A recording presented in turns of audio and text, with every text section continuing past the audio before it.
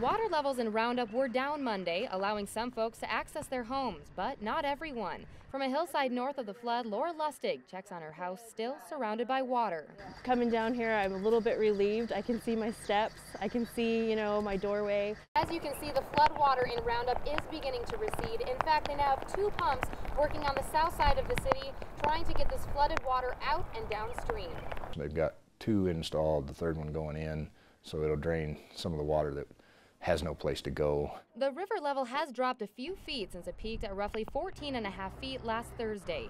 However, a surge is expected later this week. The weather forecast says we're going to be at 12 foot, 2.5 inches, which is about 6 and 7 inches lower than our record height that we set before this flood. We're going to have a surge. We're not sure what it's going to be, and that'll include whatever the snowmelt is.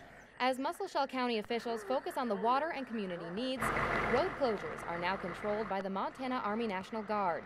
On Sunday, 40 soldiers arrived in Roundup to help maintain security and public safety. It helps restore order, and I think it gives the people a little bit of a cushion of confidence, showing that we care about them and what's going on is important to us as well. And their presence is welcomed by disaster and emergency services. Everybody's getting tired, everybody's getting worn out. We're stretching our emergency responders, city workers, county workers, beyond belief, and that's one of the reasons why we have the National Guard came in for us. It takes a little bit of the stress off the local responders. We're going to be here as long as they need us. We're just glad that we are able to come and do what we can to help out the community of Roundup, and at this point with it still raining, it could be quite a while. A boil notice has been issued for the city of Roundup, meaning all water must be boiled before it's safe to drink. In Roundup with photographer Paul Humphrey, I'm Angela Douglas for Montana's news station.